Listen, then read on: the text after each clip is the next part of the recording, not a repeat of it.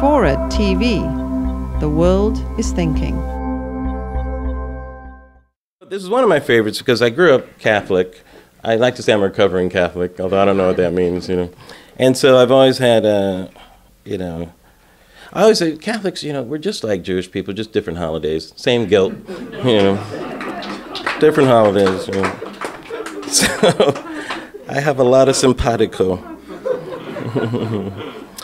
So I have a lot of guilt as I wrote this and read it too, but it doesn't stop me from doing it. In Search of Black Jesus. Wilmore explores the clues in the Bible that may prove the existence of a black Jesus. For many blacks, the question of whether or not Jesus was black is not a provocative issue. They cite the passage in the Bible that refers to Christ's olive skin and wool-like hair as evidence. Though this is enough to satiate the most ardent of conspiracy theorists, I find it lacking. At the most, it describes only the features of a man that were probably very common in that region. It does little to answer the vital question of true and authentic blackness. After all, the issue is not whether Jesus was dark, but whether he was black. I've taken it upon myself to look at other clues in the scripture, clues that may give us a sense of not just his true hue, but his homey heritage. I think you'll find I've made my case. Clue number 1.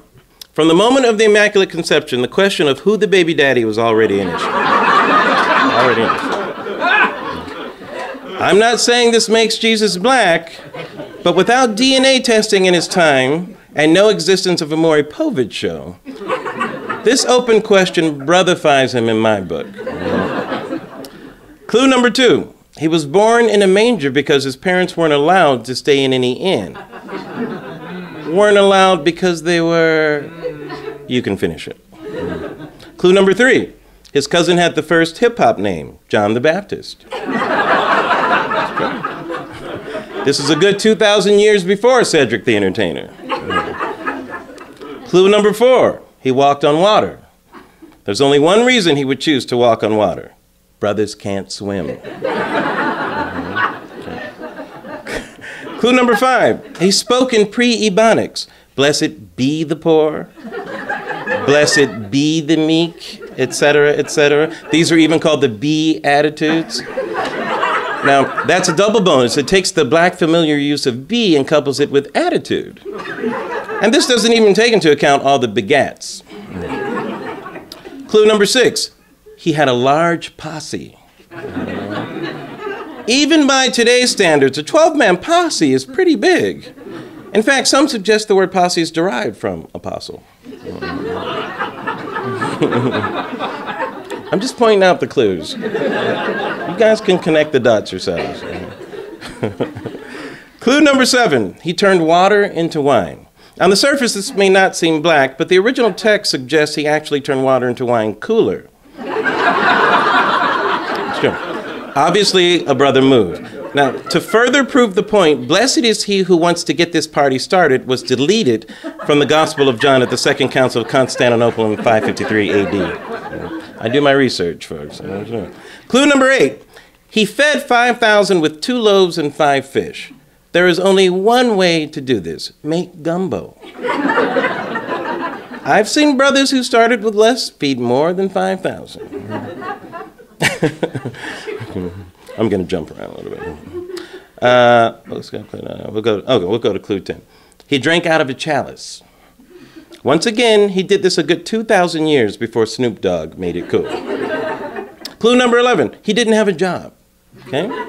Now, we all know Jesus was a carpenter, but there's no historical evidence to suggest that he ever had a job. Keep in mind, this was back in the day when everything was either wood or stone. It would seem to me that if you were a carpenter, you'd be turning down work pretty much your whole life. The fact that there's no evidence Jesus ever had a job in 33 years can be attributed only to racism.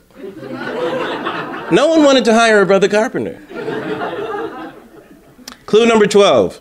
He may have been involved with a white girl. Ooh. And the crowd in Corte Madero says, ooh. There's a very large following of believers who insist Jesus and Mary Magdalene may have been married and at the least might have had an affair. Here's my take. You're the Son of God, the Prince of Peace, the most important person to ever walk the earth, and you're black? Of course you're going to have a white girl. I don't see why that's controversial. Okay. Clue number 13, he had street cred. Yeah, he was born poor.